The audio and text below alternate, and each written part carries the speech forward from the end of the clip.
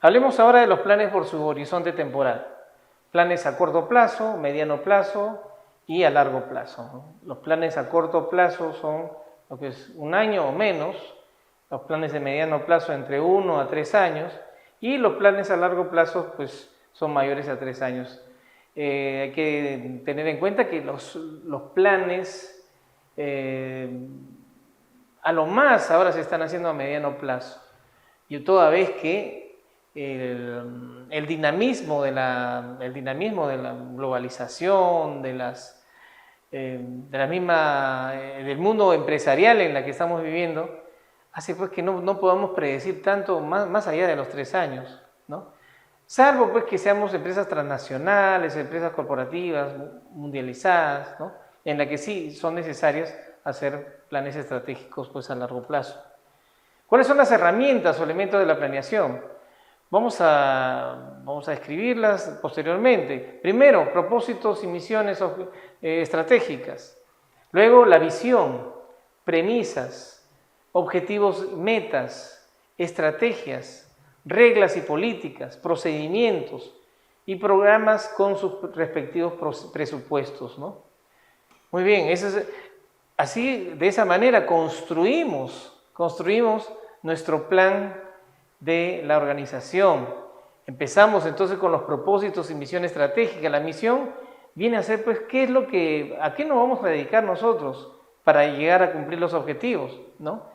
Identifica entonces la función o tarea básica de una empresa. Es una declaración concisa de en cuál negocio está la empresa, ¿no? ¿Qué es lo que vamos a hacer? ¿Cuál es nuestro giro de negocio? ¿No es cierto? El propósito estratégico entonces se enfoca en el ambiente interno de la organización, ¿no? Implica identificar pues sus recursos, ¿no? Sus valores, sus capacidades para poder así llegar a lograr los objetivos. La misión se deriva pues entonces del propósito estratégico, se enfoca en el exterior, implica pues la razón de ser de la organización en términos de productos a ofrecer, a mercados a cubrir, con las capacidades que uno tiene, ¿no es cierto? Para esto se requiere pues también una larga visión. La visión estratégica es hacia dónde, cómo nos vemos acá a unos 5, 10, 15 años, ¿no?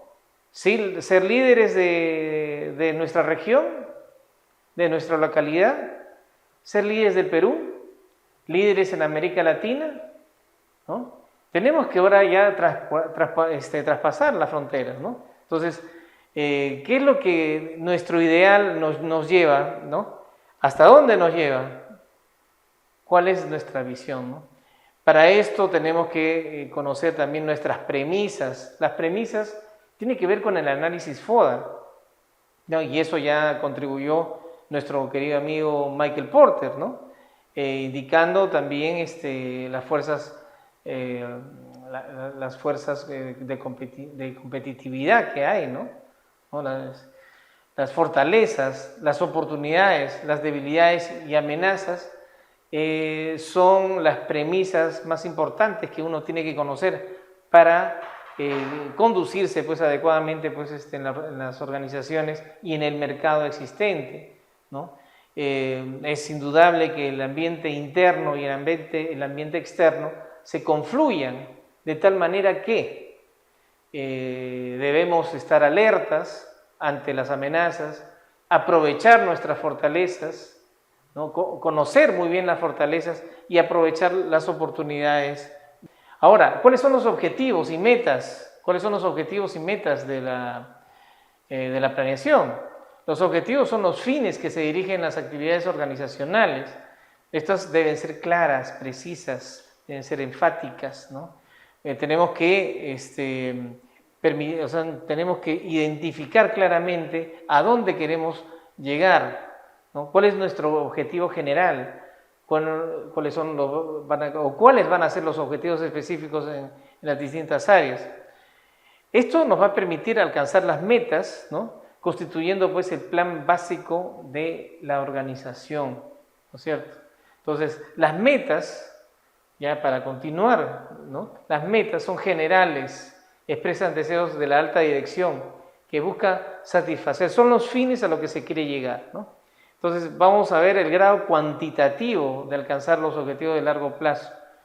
Y estos surgen de los grandes objetivos. Entonces las metas están fijadas ya en los desempeños de cada una de las áreas, ¿ya? Podemos también hacer metas a nivel de área y también metas temporales, ¿no? Metas a un año, metas a 6 meses, etcétera, ¿no? Ahora, la estrategia es la determinación del propósito. ¿Cómo vamos a hacerlo? ¿No? ¿Cuál va a ser nuestra estrategia? Por eso ustedes escuchan, ¿cuál va a ser la estrategia de hoy día? ¿No? Tenemos que ver la manera cómo llegar a cumplir estos objetivos, ¿no? Es una guía de acción para la organización que todos los miembros o todos los trabajadores, colaboradores, ¿no?, de la organización tienen que estar enfocados, ¿no? Asimismo, estamos hablando de las reglas políticas que debe conducir una organización. Entonces, se emiten acciones, se emiten decisiones, se emiten reglas claras para que estas acciones se realicen de una manera determinada, ¿no? Entonces, hay lugares en que se impide, por ejemplo, fumar. Hay lugares que por razones climatológicas se pide que, caramba, no sean pues no se vengan a trabajar con ropa tradicional, ¿no?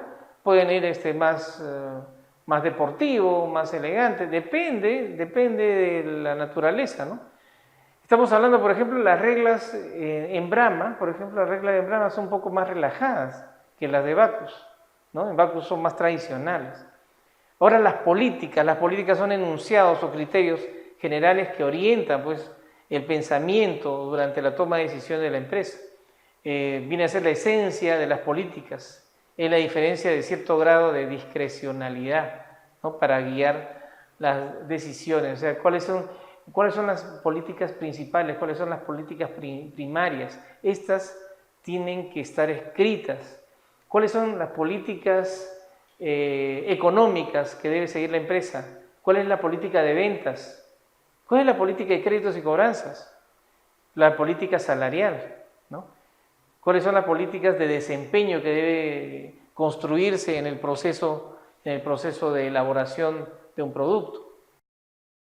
Muy bien, entonces ahora veamos los procedimientos que establecen pues métodos para el manejo de las actividades que se van a realizar durante varios días, ¿no? A diferencia de las políticas, que son guías de acción y no de pensamiento, ya los procedimientos son métodos que se van a tener que realizar durante un proceso.